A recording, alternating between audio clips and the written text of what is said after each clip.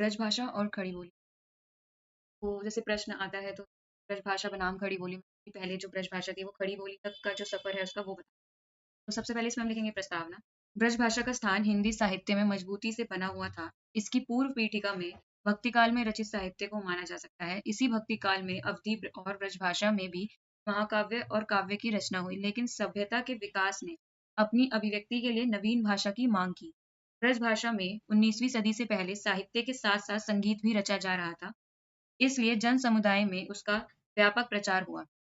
परिस्थितियां भाषा को लेकर समाज में विद्यमान हैं। एक तरफ परंपरा से चलती हुई विविध प्रयोजनों पर प्रयोग की जाने वाली ब्रजभाषा और दूसरी तरफ सभ्यता के विकास क्रम में जैसे-जैसे आर्थिक विकास के धरातल पर बड़ी-बड़ी मंडियां एवं शहरों का गठन होता है, तो वहां प्रयोग की जाने वाली भाषा खड़ी बोली। महावीर प्रसाद द्विवेदी ने सर्वप्रथम ब्रजभाषा की जगह खड़ी बोली को साहित्य में प्रतिष्ठित करने का कार्य किया। सरस्वती पत्रिका में संपादक रहते हुए भी उन्होंने ब्रजभाषा की बहुत सी कविताओं को पत्रिका में स्थान दिया। इसके साथ ही उनके द्वारा सरस्वती पत्रिका के संपादन कार्य दायित्व मिलते ही ब्रजभाषा की जगह खड़ी बोली को स्थापित करने का आंदोलन प्रारंभ हो जाता है। महावीर प्रसाद द्विवेदी ने पत्रिका में पद्य के मुकाबले गद्य की रचना अधिक की। इसके साथ ही वह सरस्वती में छंद नाम से भी गद्य लिखते थे। वह कहते हैं कि कोई कारण नहीं दिखाई पड़ता कि हम लोग बोले दूसरी भाषा में और कविता अलग भाषा में करें।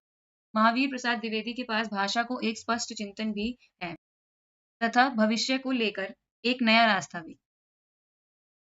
परिश्रम होने के बावजूद भारतेंदु खड़ी बोली में मनपसंद कविताएं नहीं लिख सके।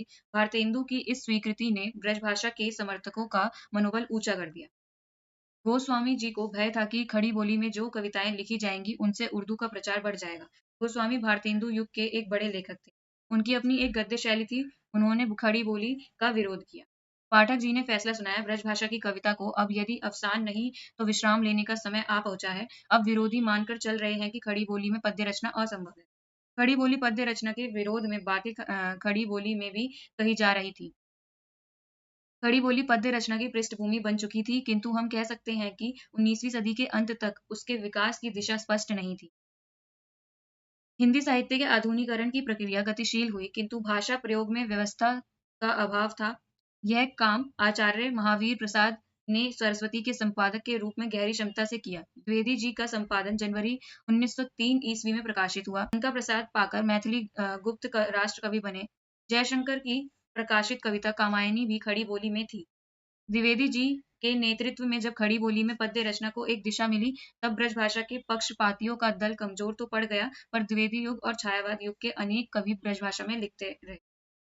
मुख्य धारा में खड़ी बोली का पद्य प्रतिष्ठित हुआ, तो इसका श्रेय द्विवेदी युग के प्रमुख पद्यकारों को ही दिया जाता है। अंत में हम लिखते हैं निष्कर्ष। अंत में कहा जा सकता है कि भारतेंदु युग तक काव्य की भाषा के रूप में खड़ी बोली सर्वमान्य नहीं थी। आचार्य द्विवेदी ने गद्य और पद्य के लिए खड़ी बोली सर्वमान्य नहीं थी। आचार्य द्विवेदी ने गद्य पद्य के लिए खड़ी बोली की आवश्यकता पर बल दिया। ब्रजभाषा काव्य की परंपरा समृद्ध और विस्तृत है। खड़ी बोली में पद्य रचना का प्रबल आधार श्रीधर पाठक ने खड़ी बोली का क्षेत्र विस्तार माना।